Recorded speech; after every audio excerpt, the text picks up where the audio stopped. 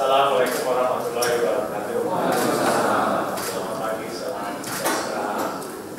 Saya APBD dari Universitas Orkestra, Dirjen PUK, Kementerian Kesehatan, dan bersama Idris dari BPJS Kesehatan, Pak Wases, dan seluruh rekan-rekan dari staf khusus Presiden dan juga dari kabinet dan peserta lainnya. Saya ucapkan terima kasih atas kehadiran. Mestinya acara ini memang inisiatif yang bagus yang diusulkan oleh staf khusus Presiden dan juga dari staf kabinet ingin mengetahui lebih lanjut mengenai badan negara jaminan sosial BPJS Kesehatan, untuk mereka lebih tahu dan bisa mensosialisasikan kepada masyarakat, khususnya apakah melalui website-nya Setkam, atau Facebook-nya, atau Twitter-nya, kepada masyarakat luas yang tujuannya untuk sosialisasi ke masyarakat. Kita mengucap syukur alhamdulillah karena program yang penting ini telah diluncurkan di Indonesia, dan ini juga merupakan salah satu jasa dan track record dari pemerintahan yang sekarang ada tentunya yang berjalan sesuai dengan undang-undang sehingga dapat disiapkan dan bisa dijalankan dengan baik oleh kita semua, insya Allah. Kemarin saya kebetulan baru saja menerima dari World Bank, Presiden World Bank juga menguji program kita dan juga program kesehatan lainnya, karena juga ini merupakan prasyarat untuk satu negara maju untuk Indonesia ke depan dengan adanya jaminan sosial kesehatan ini. Jadi ini milik kita, dari kita, oleh kita, untuk kita. Jadi oleh karena itu kita harus bantu betul siapa saja, apakah itu sektor ataukah region, apakah itu LSN dan juga punya pemerintah daerah dan juga mass media, masyarakat, semuanya kita bekerja sama untuk supaya kita sempurnakan dan memajukan jaminan sosial kesehatan ini. Sementara itu kita nanti juga sudah siap-siap mengenai BPJS tenaga kerja. Saya kira barangkali itu next step. Tapi sekarang BPJS karena untuk kepentingan kita semua, kalau tenaga kerja mungkin karena kita sudah berpikir semua, jadi tidak ada kekhawatiran. Tapi saya kira tetap juga nanti kita ketahui tentunya untuk sama. Jadi kalau kata pendidikan kita bagus, kesehatan kita bagus, tenaga kerja kita bagus, maka pastilah Indonesia akan menjadi negara maju. Kita siap pada 100 tahun Indonesia merdeka tahun 2045, insya Allah pasti Indonesia menjadi negara yang maju. Sekarang ini pengantar saya. Terima kasih. Silakan Pak Deputi Menko Polhukam. Terima kasih Bapak Sekretaris Kabinet. Assalamualaikum warahmatullahi wabarakatuh. Jadi ada beberapa progres yang mungkin bisa kita lihat sebagai kemajuan dari implementasi dari BPJS ini. Jadi dasar hukum kita ini cukup kuat, itu Undang-Undang Dasar. Jadi di dalam Undang-Undang Dasar itu kaitannya dengan kewajiban negara untuk memberikan kepastian perlindungan kepada masyarakatnya. Dilanjutkan dengan keluarnya Undang-Undang Nomor 40 tahun 2004 tentang sistem jaminan sosial nasional. Di mana kelebihan undang-undang ini? Ada beberapa pertanyaan. Lah, kita kan sudah punya Undang-Undang 392 tentang jaminan sosial tenaga kerja. Betul. Tetapi undang-undang itu walaupun di dalamnya menyangkut social security, tetapi dia belum punya ajas, belum punya prinsip. Ya, ajasnya, prinsip social security-nya belum muncul di dalam Undang-Undang 392.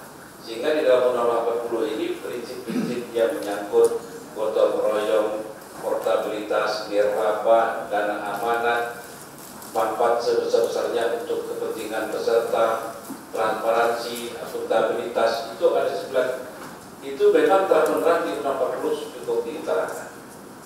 Sehingga memang kalau istilah Bapak Presiden di suatu tonggak sejarah, itu memang di situ Pak, pada Sekretariat Kabinet. Karena prinsip inilah. Jadi kalau saya ingin menekankan di sini, di mana kekuatan Undang-Undang 40 ini di 9 prinsip. Ini roh undang-undang di sini. Jadi program jaminan kesehatan, jaminan kecelakaan kerja, jaminan kematian, jaminan tua, dan jaminan pensiun. 5 program. Jadi nggak boleh melebar. Bagaimana dengan perumahan rakyat? Bagaimana dengan bantuan beras? Bagaimana bantuan tunai misalnya? Bantuan langsung tunai itu skema itu adalah kewajiban pemerintah dalam konteks lain. Tetapi yang berkaitan dengan social security 5 program ini memang diatur secara jelas di dalam Undang-Undang 40. Kami mencoba lanjut. Itu sebetulnya ada 4 substansi utama. Pertama, dia lebih mengutamakan mengatur tentang tata cara bagaimana penyelenggaraan jaminan sosial itu dilakukan.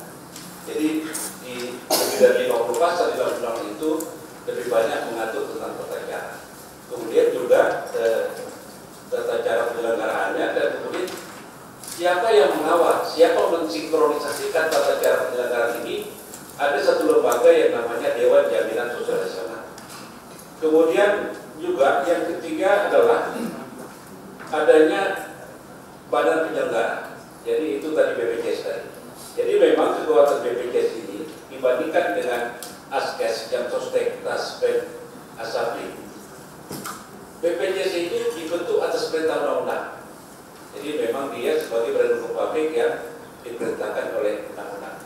Kalau BPJS langsung melekat di dalam Undang-Undang 40 disebutkan, ini otomatis sudah ada. Tapi BPJS harus ada undang-undang tersendiri tentang pembentukan BPJS. Nah, itulah yang prosesnya cukup lama, mulai tahun 2010 sampai 2011, tahun lebih keluarnya undang-undang tentang BPJS ini. Bahwasanya BPJS itu transformasi dari APAT BUMN.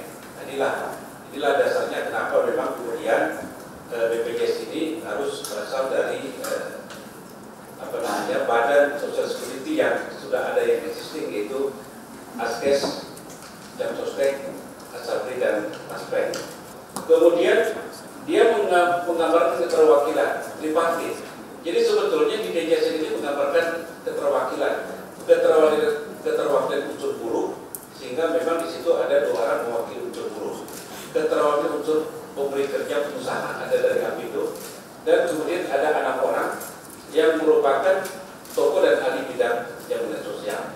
inilah sebetulnya formasi yang ada. Formasi inilah yang nampaknya diadopsi di Undang-Undang BPJS, sehingga dalam struktur Dewan Pengawas BPJS Kesehatan dan Dewan Pengawas BPJS Ketenagakerjaan itu juga menggambarkan ketiga tripartit ini. Jadi ada juga unsur pemerintah, ada pemilik kerja, pekerja, dan tokoh ahli. Cuma jumlahnya yang lebih sedikit. Bahwasanya tanggal 1 Januari akan lahir 2 orang bayi, yang namanya bayi itu adalah BPJS Kesehatan dan Ketenagakerjaan. Jadi memang dalam undang-undang itu sudah disebutkan tanggal 1 Januari waktu yang memang lahirnya undang-undang ini. Dengan catatan per 1 Januari, dan itulah implikasi-implikasi yang mungkin sekarang ini banyak kita rasakan konsekuensi dari diberlakukan 1 Januari itu. Jadi karena Kemenkes tidak lagi menyelenggarakan program Jamkesmas. Jadi dalam masa transisi ini yang Jamkesmas beralih kepada BPJS Kesehatan tentu ada berbagai masalah, ketidakpahaman, mungkin ada segala macam. Karena memang 1 Januari ini sudah menjadi tanggung jawab BPJS Kesehatan.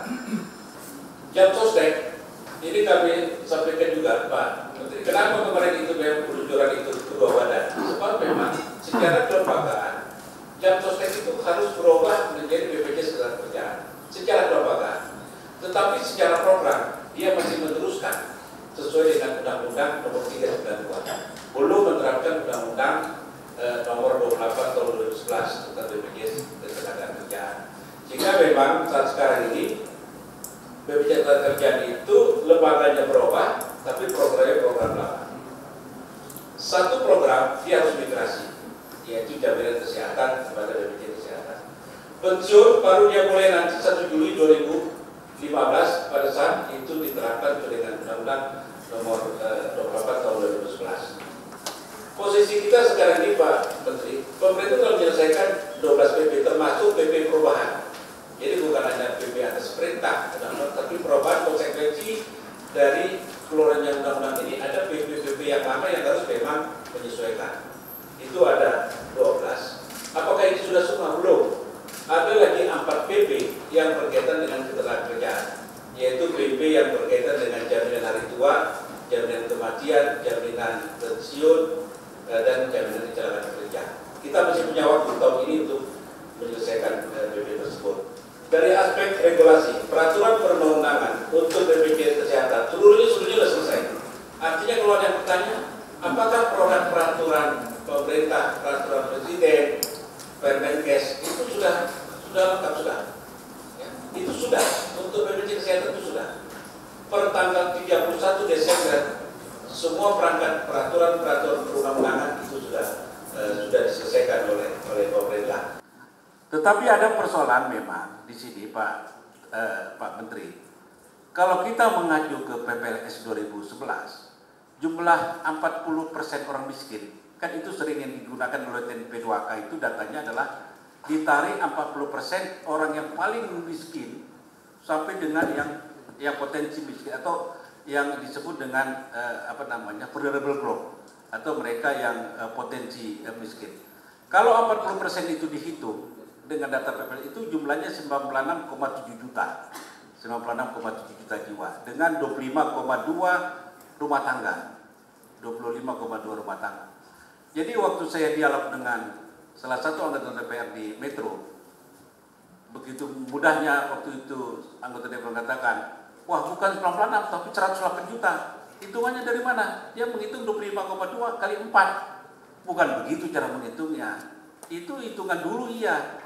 Waktu 76,4 itu dapatnya Kesmas di pertama-tama karena 19,1 orang miskin itu karena tidak ada data by name by address dikali 4 rata-rata per keluarga dapat angka yang 76,4. Tetapi sekarang tidak. By name by address setiap keluarga itu ada hitungan jiwanya. Jadi tidak lagi 4 di bawah itu. Maka keluar 96,7. Pak Menteri dan Bapak Ibu sekalian, Jamkesda ini juga menurut undang-undang bahwasanya pemerintah daerah tidak boleh menggunakan dana APBD untuk membayar iuran. Sebab undang-undang SJSN mengatakan kewajiban membayar iuran itu adalah pemerintah pusat melalui APBN. Begitu Pak Menteri. Tetapi saya juga berpikir APBD yang ada di daerah itu juga 80% komponennya kan sumbernya APBN. Paling sekitar 20% yang sumbernya dari PAD atau sumber pendapatan asli daerah. Jadi sebetulnya ini sesuatu yang sebetulnya tidak perlu dipertentangkan kalau kita melihat secara keseluruhan struktur anggaran kita. Kemudian Menteri Dalam Negeri berkaitan dengan Jamkesda sudah mengeluarkan Permendagri nomor 27 tahun 2013 tentang APBD silakan gunakan untuk program-program JKN, tetapi memang di dalam roadmap diberi waktu 3 tahun sampai 2016. 2017 harus semua peserta Jamkesda itu berintegrasi dengan sistem BPJS. Ini yang sekarang sedang kita sosialisasi juga ke daerah supaya secara bertahap ini bisa terlaksana. Alhamdulillah sekarang perkembangannya bagus. Kemarin Pak Fahmi sudah buat MOU dengan 107 kabupaten ya Pak Fahmi. 107 kabupaten yang Jamkesdanya ikut dalam sistem BPJS. Bahkan Aceh juga langsung ikut Pak. Waktu itu di 20 Desember ada penandatanganan kerjasama. Nah, terakhir yang ingin kami sampaikan dari sisi pengawasan. Jadi memang pengawasan ini kita bekerja sama dengan BPK dan OJK, dan ini kita sudah menyiapkan instrumen-instrumen pengawasan sehingga secara dini kita bisa melihat bagaimana proses penyelenggaraan itu dapat berjalan dengan baik. Terima kasih. Assalamualaikum warahmatullahi wabarakatuh. Tapi ada beberapa yang ingin saya simpulkan atau ingin saya arahkan khusus kepada staf di Setkap. Justru detailsnya daripada masalah isu BPJS ini yang terkait tadi dengan Permen, PP, terus Perpres itu justru bagi orang-orang Setkap harus tekun mempelajari ini. Jangan sampai salah. Pada saat sekarang ini saking orangnya ragu-ragu karena multi interpretasi, karena era demokrasi dan keterbukaan dan segala macamnya, orang jadi takut. Dengan takut akhirnya terlambat, akhirnya nggak jalan. Jangan sampai yang hal penting ini ditunda-tunda. Ditunda-tunda kenapa? Karena tadi multi interpretasi. Jadi yang jelas-jelas nanti Pak Ghazali, ini yang menambah Pak ragu-ragu, juga staf nanti di DPP Kesra maupun Kedeputian Hukum, semuanya yang ada di sini, nah pelajari ini. Makin ke depan kita diminta tertuntut makin perfect. Tapi saya minta ini kita fasilitasi Presiden, juga rekan-rekan kita, supaya jangan sampai kita ada yang bermasalah di masa depan. Bahkan juga jangan sampai tidak lancar, tapi kita memperlancar. Nah ini saya selalu mengingatkan diri saya sendiri maupun staf saya. Oke, terima kasih Pak Akmal, silakan lanjut nanti Pak Ghazali, terima kasih, dan juga Pak Fahmi. Ya, lanjut aja Pak, jangan dikurang-kurangin walaupun nggak ada saya, dibikin komplit tuntas. Terima kasih Pak. Yes. Assalamualaikum warahmatullahi wabarakatuh. Salam sejahtera, selamat pagi. Saya akan mulai ini, kenapa sih orang sekarang jadi ribut? Karena saya akan bicara dari aspek pemberi pelayanan sekarang, supaya nanti berimbang. Pemberi pelayanan ini ribut dibandingkan dengan Jamkesmas. Karena apa? Pertama, dulu Jamkesmas itu kan hanya menyangkut orang miskin. Dan terus terang, kebanyakan rumah sakit yang terlibat itu dalam tanda kutip itu nggak hidup dari itu. Kita anggap udahlah kalau Jamkesmas pokoknya kita kerja bakti aja lah. Nah, apa aturannya kita kerjain aja lah, mau harganya naik, mau turun, mau pantas, mau nggak pantas, nggak peduli kita. Karena apa? Dokternya bilang apa? Dokternya, perawatnya bilang udah kita tahu ini buat orang miskin, nggak usah diingat. Tapi sekarang ini enggak. Program ini sudah menyangkut bukan cuma orang miskin, menyangkut pegawai negeri, ABRI, jam sostek, dan mereka tahu nantinya semua orang akan di-cover dengan sistem ini. Ini akan menjadi sistem pelayanan kesehatan keseluruhan di Indonesia. Itulah yang barangkali untuk pengetahuan kita bahwa kenapa program ini menjadi program yang memang hirup pikuk lebih besar. Sudah tentu ditambah, kalau kata banyak ahli politik, saya bukan ahli politik, kenapa mulai 1 Januari 2014 gitu loh. Jadi semuanya dikaitkan dengan itu. barang yang benar yang bagus ini banyak sekali diprinter menjadi kayaknya semuanya kesalahan dari kita ini dari pemerintah yang sebenarnya sudah berusaha semaksimal mungkin. Pelayanan kesehatan kita itu dibagi berjenjang, Pak, di sistem kesehatan nasional. Ada primer itu dasar, dilayani biasanya oleh dokter umum. Dokter umum ini sebenarnya bukan istilah yang baku, nggak ada di undang-undang namanya dokter umum. Yang ada adalah dokter atau dokter spesialis. Nah, yang paling dasar itu pelayanan itu diberikan oleh dokter. Ya, itu siapa itu? Biasanya di puskesmas atau di klinik atau praktek mandiri, dokter praktek yang pribadi. Itu dokter. Tahap level keduanya adalah dokter spesialis. Itu namanya memberi pelayanan kesehatan tingkat lanjutan. Itu dokter spesialis. Ketiga, dokter subspesialis. Ini lebih, misalnya kalau spesialis itu dokter penyakit dalam, dokter subspesialis itu apa? Dokter penyakit dalam ahli ginjal atau ahli lagi usus atau apalah, pokoknya itu lebih lagi. Nah, itu berjenjang.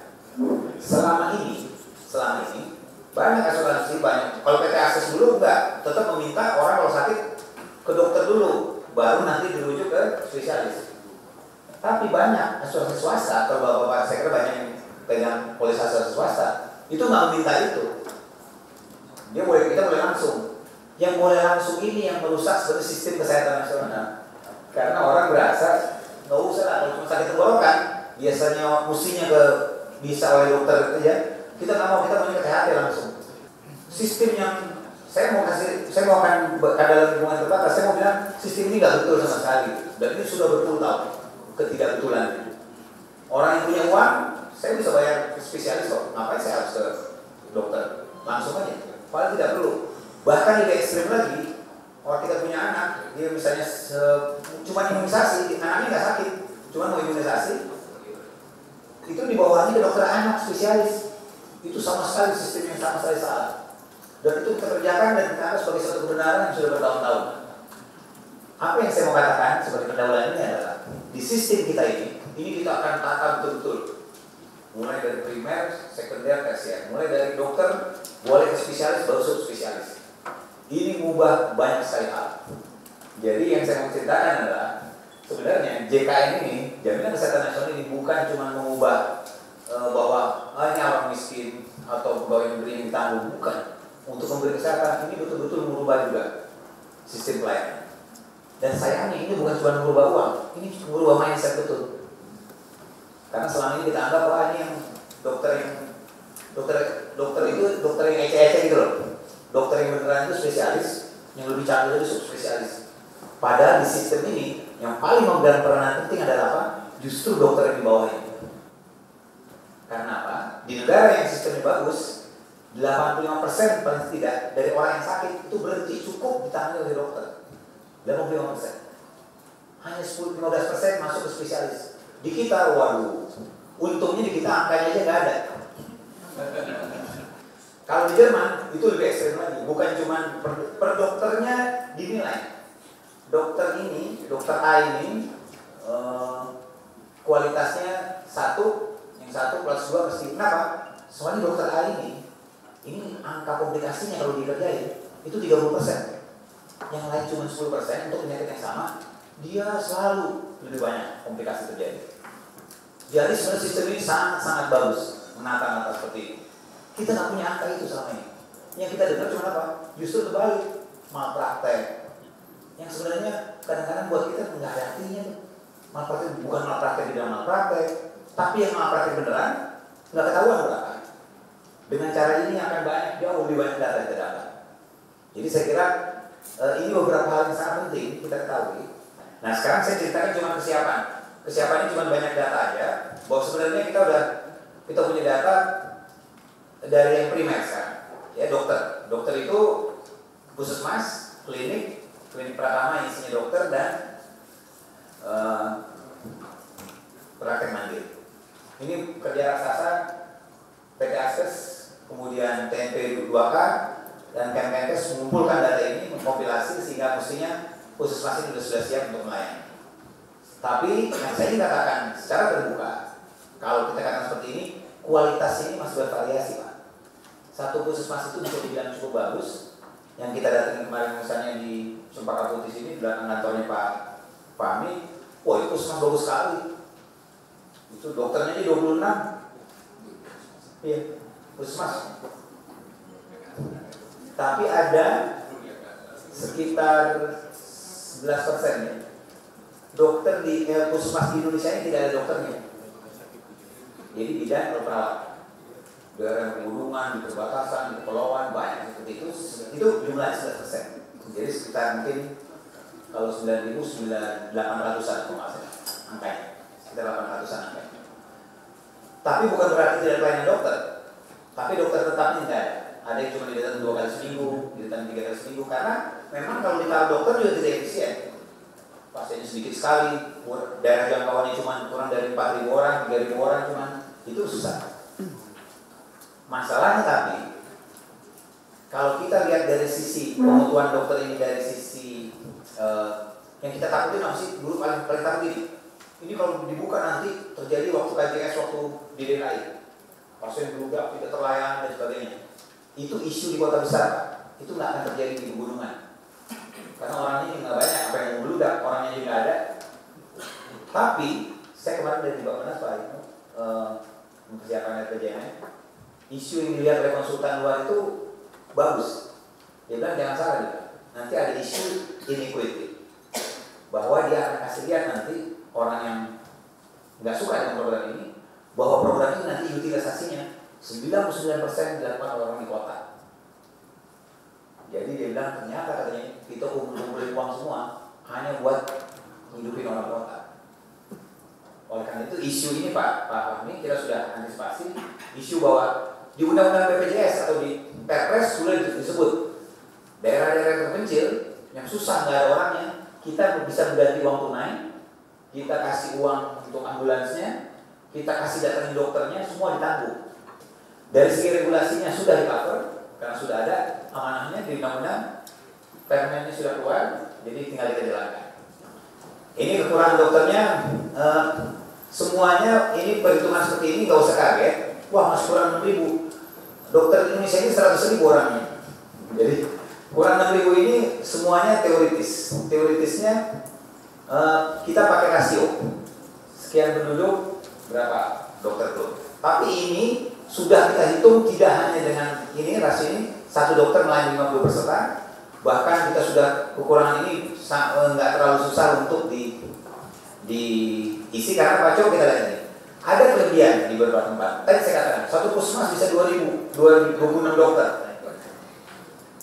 Nah, di daerah yang kabupaten yang kelebihan seperti itu, bukan di perkotaan, itu masih bisa dikatakan ditempatkan sementara. Kita membuat program khusus untuk Papua. Jadi Papua ini memang tidak kita bisa bikin sama. Kemarin staf dari percepatan kesehatan di Papua datang minta perlakuan khusus menyangkut cara pentarifan dan sebagainya. Ini kita akan akomodir karena memang itu kondisinya lain sama sekali. Ada faktor keamanannya, ada faktor politiknya, ada faktor sosialnya yang sangat complicated. Ini dia strateginya. Kalau nggak ada dokter, kita pindahkan ke dokter. Kita punya Februari 2014 ini akan 1.500 dokter intensif dan 500 dokter PDT. Kemudian kalau yang kekurangan kita bisa memindahkan tadi. Kalau yang berlebih, ini kuncinya adalah kerjasama Kemkes dengan teman-teman di BPJS. Saya kira ya terus sekarang rumah sakit. Rumah sakit sekarang sudah, saya nggak tahu angka terakhir, saya kira sudah bertambah dari kami. Sekarang ini masih 2014 kita berharap 1.700. Kemudian masih ada potensial kerjasama 504. Kita nggak usah takut kalau kita bilang kekurangan sekarang.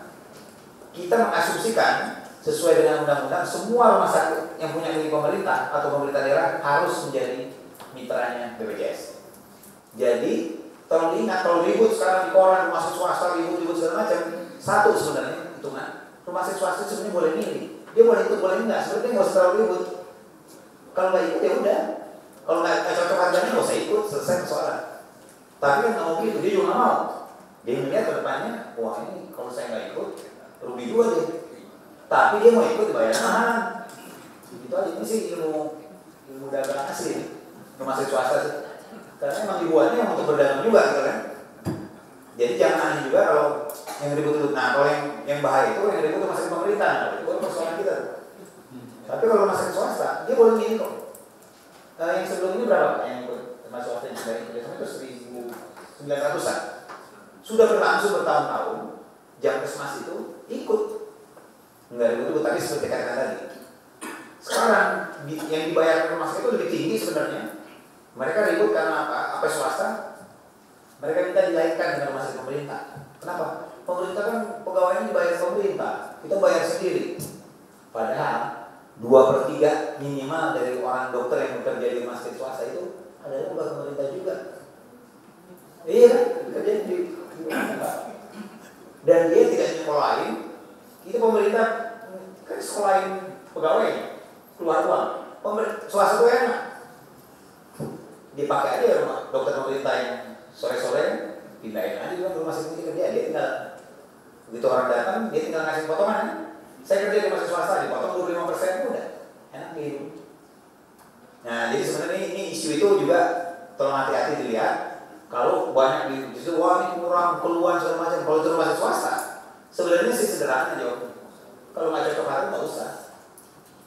Sebenarnya seperti itu. Tapi kan kita juga pengen mau tahu juga dalam long term Pak, dalam jangka panjang Pak.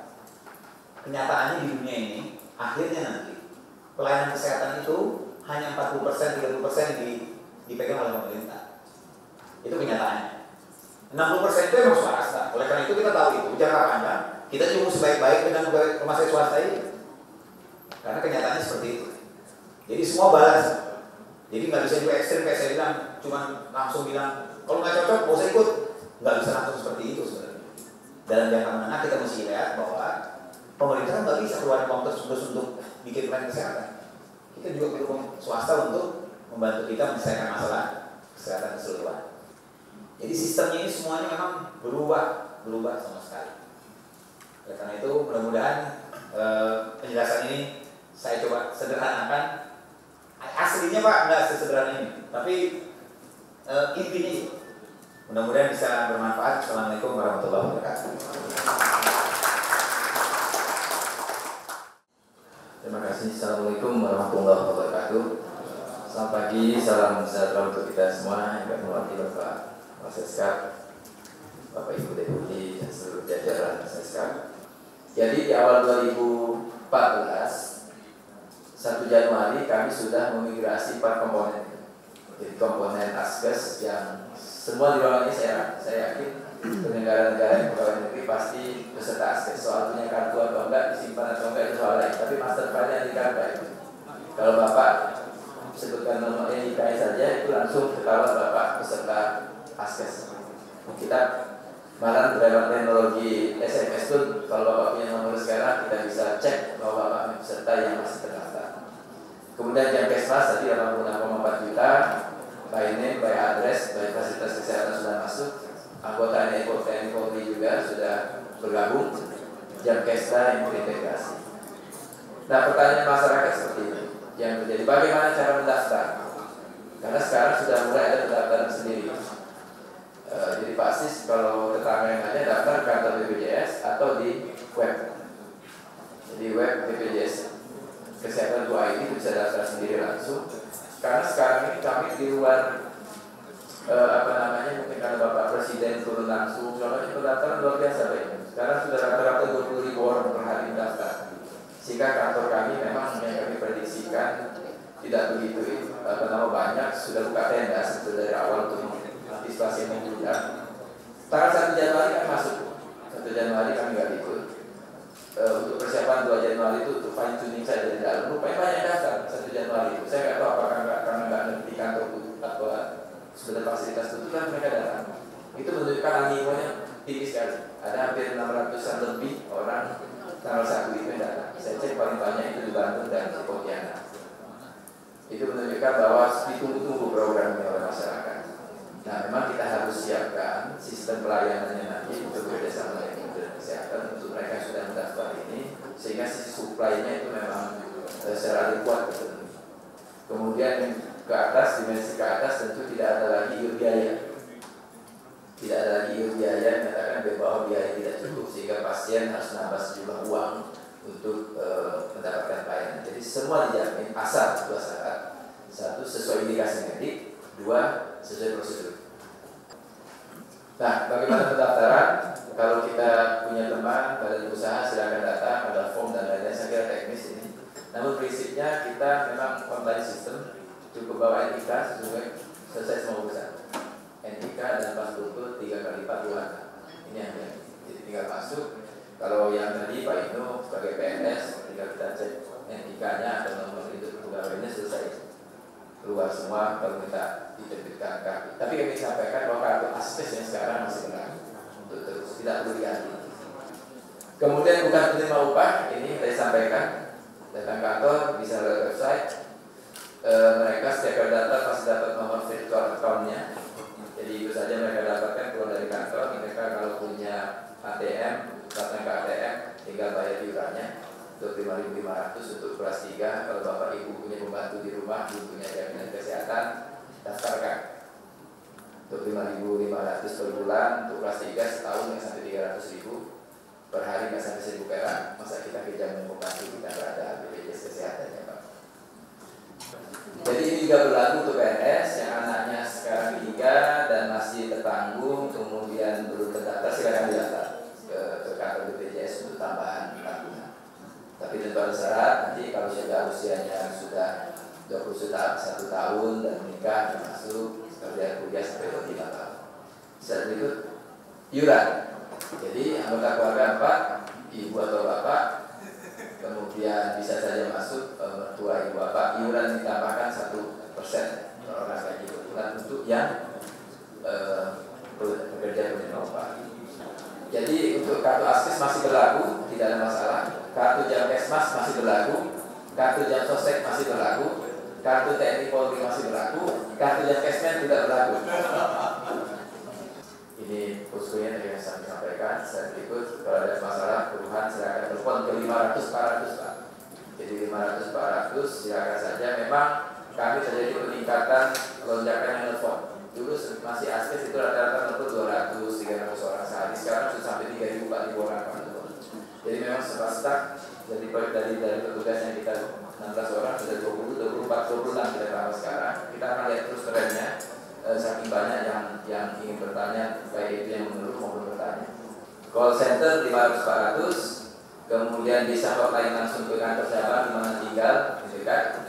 Posko 24 jam kami buka, dikirim lewat web untuk disampaikan sampai tidak lanjut, dan kami juga mulai mengaktifkan mobile customer service kami. Jadi di beberapa tempat ini begitu ramai, Pak mobil datang di situ, 3-4 mobil nongkrong di situ untuk mempercepat proses. Inilah yang dapat kami sampaikan. Demikian Pak Waseska kami kembalikan. Terkait dengan masalah aspek peran kesehatan, karena itu juga sebetulnya masalah kesehatan kan merupakan hak daripada karyawan, hak ini. Nah ini bagaimana kira ini sekarang dengan perubahan sistem yang disampaikan oleh Pak Akmal bahwa ini terjadi satu mindset yang luar biasa, perubahan atau revolusi atau apa namanya itu, bahwa ini akan menjadi berubah menjadi sistem kesehatan yang lebih baik seharusnya. Dalam pengertian apakah terdaftar itu sudah kemudian mendapatkan kartunya? Saya nggak yakin apakah teman-teman sudah kartu tidak, itu yang pertama. Kalau mereka belum dapat kartu sebelumnya, bagaimana cara mendapatkannya? Apakah teman-teman harus masing-masing ke Askes atau ada kemungkinan kalau dimungkinkan ada tim dari Askes datang ke sana, nanti kita koordinir untuk Seknek, Setkap dan Sekpres bisa di kode tanggal berapa gitu. Jadi diumumkan bahwa tanggal sekian nanti ada tim dari Askes untuk melayani pendaftaran, sehingga teman-teman tidak harus kemudian satu-satu ke sana. Itu kalau sekiranya dimungkinkan Pak. Dan mungkin ini juga bisa berlaku di Perjajan dan begitu. Itu akan mempermudah bagi masing-masing PNS untuk mendaftar dari kartu PNS.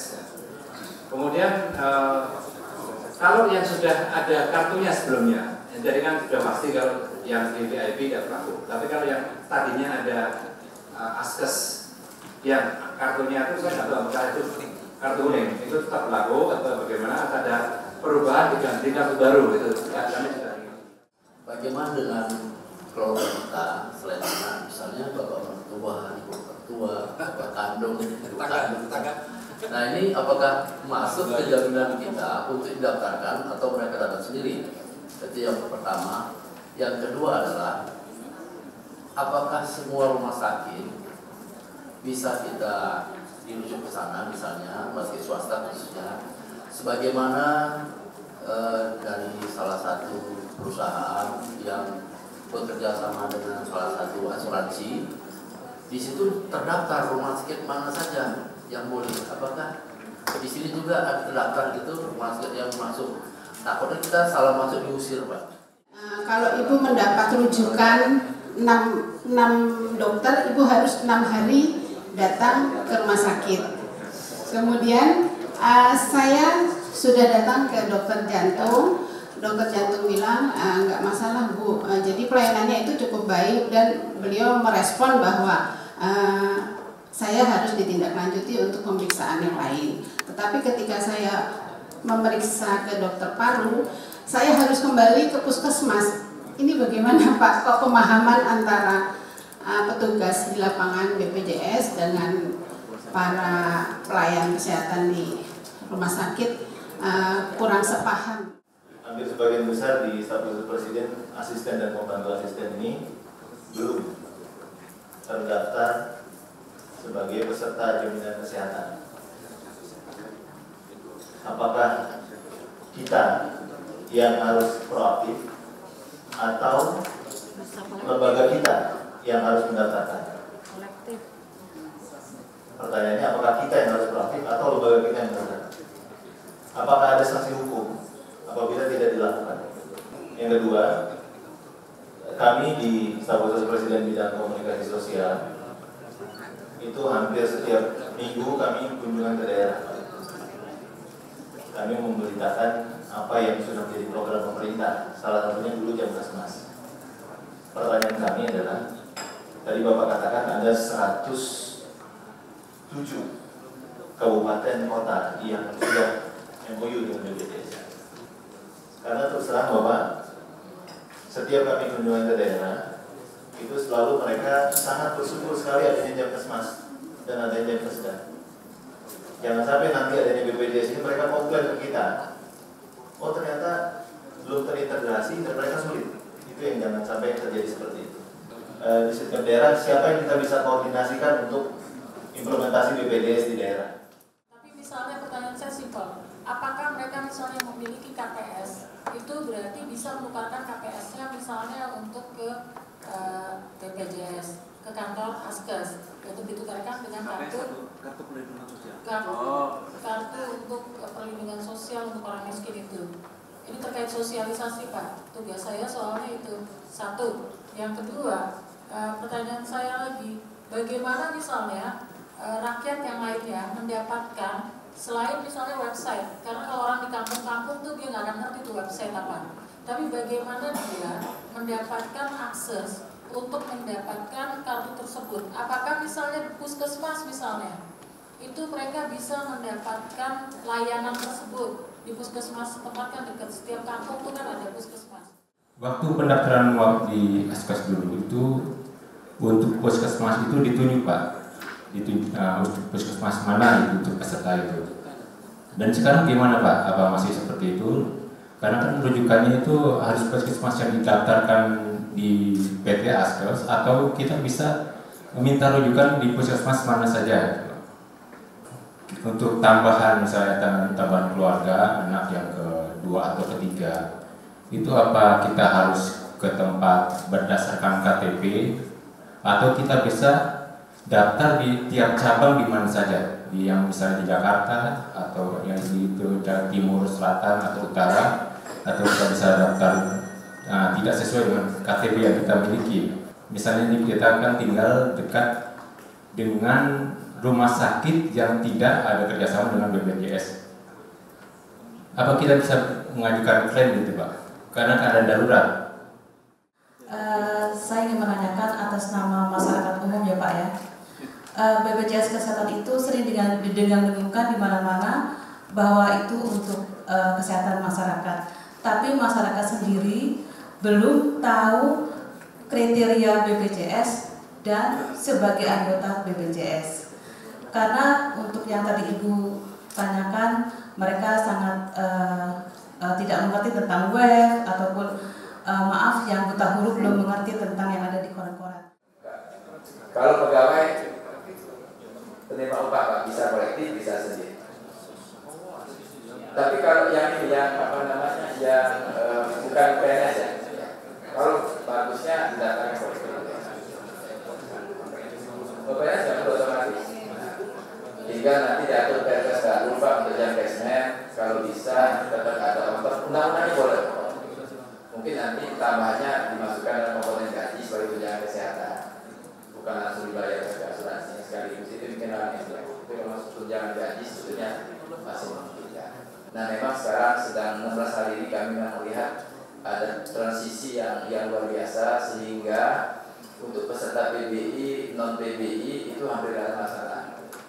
Masalahnya kemudian muncul komplain dari peserta ex-askes dan kemudian peserta ex-DPK dan sosial. Ex-askes terutama sama pembiayaannya tidak dinasti bisnis merasa dikurangi, tapi alhamdulillah kemarin Pak Amal Ibu Menteri sedang bekerja dalam baru. Masalah-masalah di lapangan yang terjadi karena perubahan itu langsung diselesaikan. Obat yang biasa diberikan 1 bulan dengan dinasti bisnis, ada ketakutan rumah sakit kasih 3 hari dulu, suruh datang lagi dan seterusnya, sekarang sudah diselesaikan. Sudah boleh langsung diberikan sebulan dan program balik. Itu hal-hal yang terjadi langsung di lapangan dalam 2 minggu. Saya 2 minggu ini mendapat SMS, telepon, semuanya yang komplainnya hampir sama seperti itu. Jadi kalau ada keluarga PNS di sini atau Presiden TNI Polri yang menggunakan layanan BPJS Kesehatan sebagai peserta ex-askes, saya mohon maaf karena proses 2 minggu itu sekarang sudah selesai dengan keluarnya regulator yang berkata seperti itu. Pertama, koreksi kalau salah soal emergensi. Ada nggak ada BPJS? Sesungguhnya undang-undang rumah sakit itu menyatakan siapapun masuk di emergensi harus dirawat, ditanggung, nggak ada nolak. Ada BPJS, tapi ini kemudian dibelokkan. Sejak ada BPJS ini nggak mau nolak karena yang pasien BPJS rumah sakit swasta itu ada tidak ada undang-undang.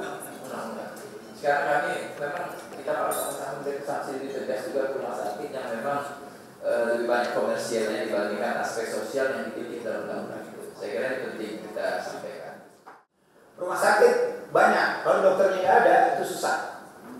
Terutama yang di pinggir-pinggir. Nah, oleh karena itu yang kita hitung ada cuma rumah sakit kelas C. Kelas C itu artinya ada 4 dokter spesialis bedah, kebidanan, anak dan penyakit dalam, plus bagian radiologi dan anestesi.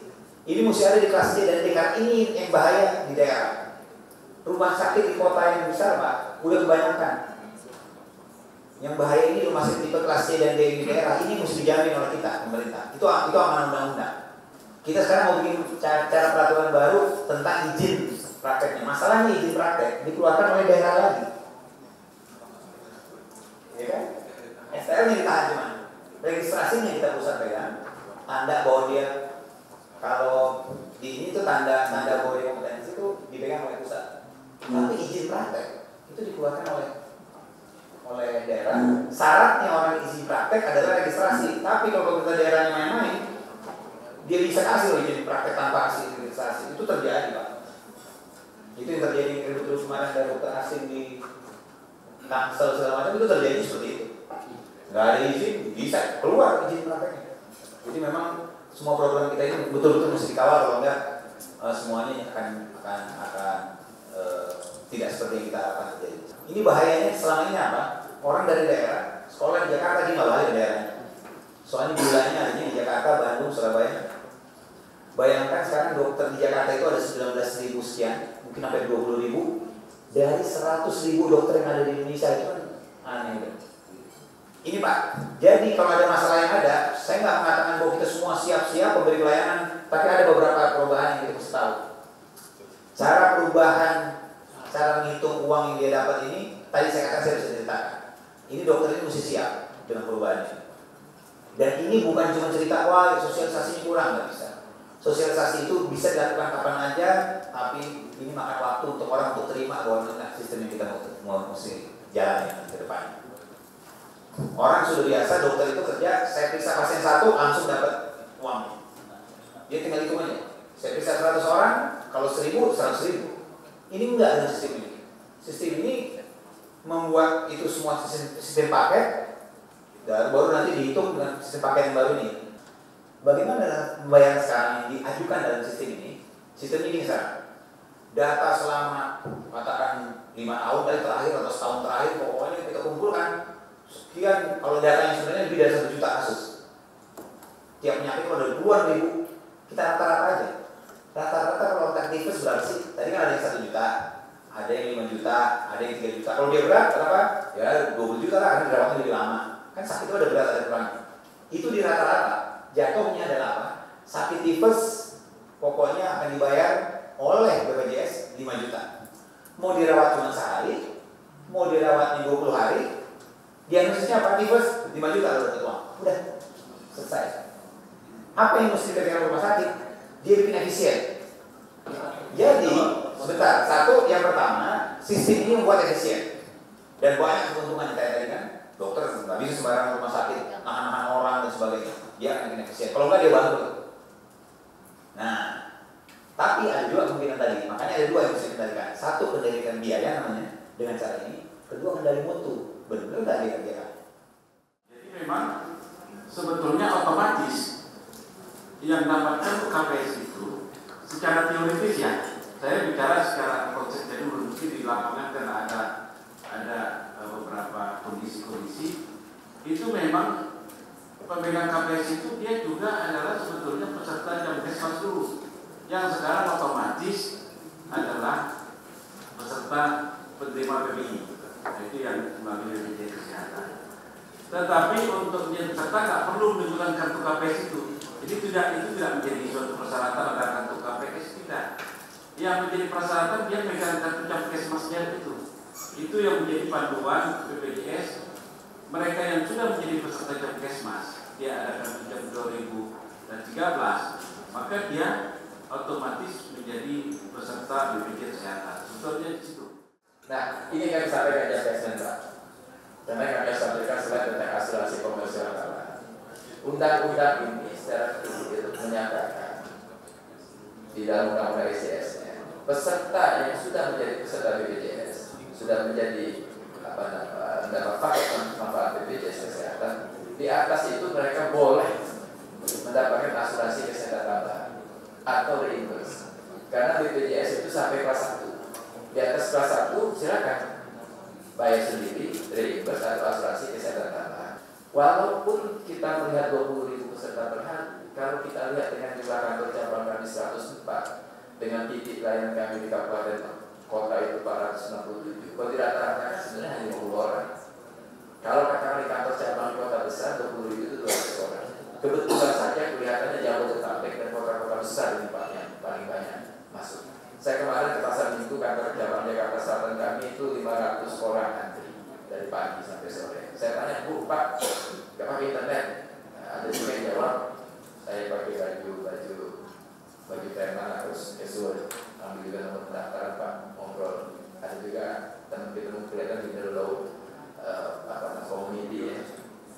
Kalau nggak internet, kok ada internet? Jawabnya gini, internet itu apa Pak? Gitu. Ada pasti harus datang di situ, nggak bisa ada internet. Yang perlu mengetahui kartu Askes, kartu Jamkesmas, dan kartu JPK yang sostek dapat dipergunakan sehingga ada rumah sakit yang menolak. Nah ini kami sudah sosialisasi dulu, sudah pasang spanduk di rumah sakit. Bergerak itu minggu pertama pelayanan ini tidak terus bertahan. Sudah sangat bertanggung jawab. Saya langsung seluruh rumah sakit dipasang spanduk bahwa kartu ini boleh pakai. Kemudian kebijakan penggunaan kartu tadi sudah sampaikan. Saya lanjutkan saja. Nah ini kami pasang di mana-mana di rumah sakit. Lalu kadang-kadang terlewatkan juga oleh mata seperti ini. Sehingga kami bukan hanya standing banner, juga mesti spanduk yang besar. Kalau spanduk yang besar di mata juga Pak, kami pasang banner Pak. Tadi Bu bila perlu dengan foto Pak Akmal di situ. Soal mertua, ibu kandung, jadi konstruksinya begini Pak. Konstruksi undang-undang itu mengatakan bagi mereka pekerja yang punya hubungan kerja, termasuk pemerintah sebagai pemberi kerja. Jadi PNS ini dengan pemerintah itu dalam konteks pemerintah sebagai pemberi kerja, maka dia berkewajiban membayarkan iuran, maka 3% dikeluarkan oleh pemerintah. Kita mengeluarkan 2%. Dalam undang-undang itu dikatakan jumlah jiwa yang ditanggung untuk satu peserta pekerja formal itu 5 jiwa. Nah, jadi mertua tadi kalau memang dari awal mertua bapak itu sama bapak punya anak 1, bapak ada jatah lagi kan 3. Berarti ada punya mertua dulu dari awal memang sama bapak masuk dalam sistem keluarga bapak, itu bisa masuk dalam skema yang dimaksud itu. Tetapi kalau mertua itu datang dari kampung, tidak masuk dalam satuan keluarga, bapak masukkan ya bayar tambahkan 1%. Jadi sebetulnya lubang-lubang hal yang lemah itu sudah ada mekanisme untuk menyelesaikan. Sudah ada. Nah, dokter ini nggak biasa Pak cara kerja begini.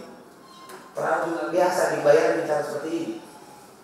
Dia buat kerja capek-capek ini bayarnya segitu juga. Dia lupa waktu dia kerja nggak capek, dibayar di rumah juga gitu loh. Gini kan, dibayar 5 juta. Dia kerja 10 hari, dia bilang, "Aduh, capek nih, rugi saya. 10 hari cuma 5 juta." Yang dia lupa waktu dia cuma kerja sehari, dibayarnya 5 juta juga. Orang begitu ya, waktu senang dia ingat, dia lupa, waktu dia susah dia ingat. Jadi saya kira ini sistemnya. Ini supaya Bapak dapat bayangan apa sih perbedaannya dengan sekarang dengan dulu. Ini berubah. Oleh karena itu sekali lagi jangan membayangkan atau mengharapkan bahwa ini perjalanan programnya akan semudah itu diceritakan. Di puskesmas cara bayarnya lain. Kalau sekarang datang ke puskesmas dulu biasanya datang bayar seperti biasa, sekarang enggak. Sekarang caranya gini. Saya dokter di puskesmas, kemudian saya dikasih mesti memelihara kesehatan, misalnya 5.000 orang. Namanya kapitasi. 5.000 orang ini, satu orang katakan mau berapa supaya angkanya jadi 5.000 ya. 5.000 orang, 5.000 rupiah satu orang, misalnya. Artinya saya dapat 25 juta uang, atau kalau ini 8.000 ya, 8.000, jadi 40 juta. Misalnya 5.000 orang saya mesti bertanggung jawab untuk kesehatannya, saya dibayar satu orang 8.000, artinya 40 juta saya dapat. Awal bulan saya dapat 40 juta. Tapi kalau orang itu sakit, semuanya saya nanggung nanti. Diambil dari 40 juta ini. Jadi obatnya, risalah yang sederhana. Nah, kalau orang yang banyak dari 5.000 itu sedikit yang sakit, sisanya kan banyak. Nah, itu saya untung. Kenapa jadi seperti ini? Supaya saya itu mencegah orang sakit. Karena yang di bawah ini, dokter ini, kerjanya ini adalah bukan cuma obatin, yang penting itu justru mencegah orang sakit. Jadi 5.000 orang itu akan dikasih ceramah, jangan ini, jangan begitu, atau pokoknya semua hidup sehat itu supaya apa? Supaya insentifnya dia ada. Nah, tapi kalau dokternya agak-agak bukan bodoh lah, ada dokter bodoh saja, setengah bodoh ya. Kalau dokter itu, nah dia bilang dia cuma tunggu aja di sana kan, tunggu aja orang sakit. Wah itu banyak yang sakit. Banyak yang sakit, 40 jutanya itu hilang banyak, sisa-sisanya 5 juta kita. Asal-asalan nombok. Nah, apa sistem yang bagus ini? Bagusnya adalah dia mencegah orang sakit. Nah, caranya dia nanti jeleknya lagi apa? Kalau gitu, begitu sakit dikit, gua kirim aja, selesai persoalan. Gak usah dikasih obat kan, kirim aja ke spesialis. Nah, Pak Fahmi akan lihat, ini dokter, ada 155 penyakit yang dia harus nggak boleh dikirim. Ada daftarnya sudah. Kalau nanti dia kirim kebanyakan penyakit-penyakit ini, artinya dokter ini tidak kompeten atau dia nakal. Memang dia nggak mau kekurangan uang yang sudah diterima itu dia nggak mau pakai, supaya buat dia kirim cepat aja. Nah ini nanti akan dilakukan review oleh BPJS.